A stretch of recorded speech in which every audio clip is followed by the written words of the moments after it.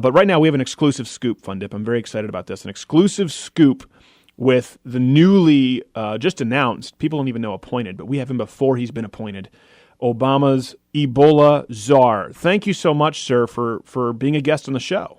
Hello. I'm really happy to be on your show. Thank you for having me on.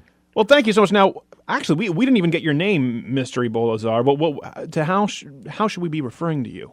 My name is James. James. Okay, that's pretty generic name. Thank you, James, for calling in. So, okay, I try not to say my last name on the air. I can imagine it would be uncomfortable, especially when you're dealing with something as volatile as Ebola. So, listen, this is obviously a big story, James, or Mr. James, I guess I should say. A lot of people are worried, are upset. How can we prevent, as Americans, being exposed to Ebola? How can we keep it from spreading? Well, it's very important to take preventative measures in a situation like this, and you don't want people going off the wall and thinking that Ebola is just some crazy virus that's going to destroy the whole universe, because that's just truly not the case. Okay.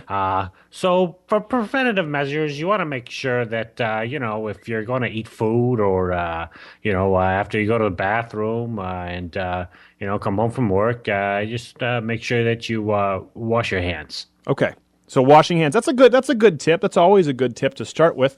But what can you do to treat Ebola, let's say once someone might have been exposed?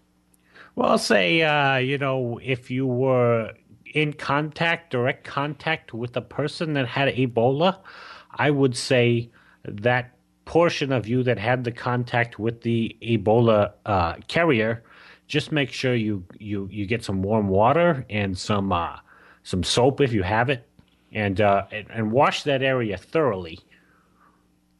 Okay.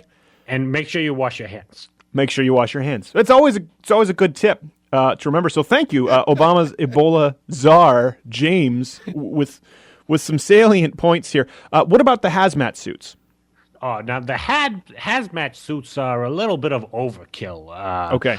There's no reason to go that far. As long as you have perhaps some hand sanitizer or some soap, you should be really fine. Okay. So, and with the soap, one would wash their hands. Yes. Okay. And you just got to take precautions. Just make sure when you go to the bathroom, you do your usual deal and finish up with some wet wipes. And what would that prevent? That's just a better way to do things. It's just a better lifestyle. This is true. Which bathroom though? Yeah. Any bathroom you're in, just make sure you do your thing and wash your hands. Right. Dry, wet, then dry again is the rule. They're doing those commercials now with Charmin, I think it is. Okay. How did the nurses? I guess clarify this for us since you're the authority on the issue. How did the nurses catch the Ebola virus, James?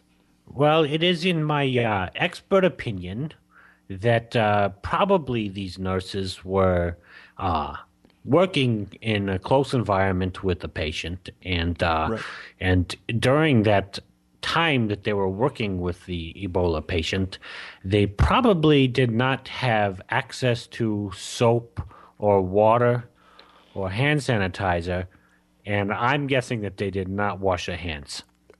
Okay, that's my guess as well. So, what would your advice be for any travelers, maybe? If you're traveling around, if somebody's coughing around you, just tell them to cover their mouth.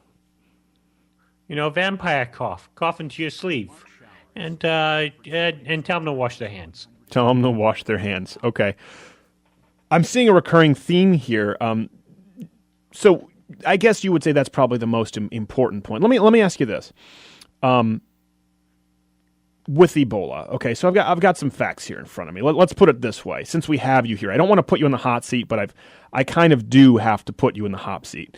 Hot seat. The current Ebola outbreak, right, is now the most widespread and intense in West Africa. So this is kind of an outbreak that we haven't seen before. Travel warnings have been issued for Guinea, Liberia, Sierra Leone. Sierra Leone, main entry points to the United States, screen for Ebola cases. We know the virus that causes it. I mean, this is a symptom here of something that could be pretty serious. Forgive my term, using the term symptom here. What do you say to all that? When Americans say we're concerned, this seems like a big deal.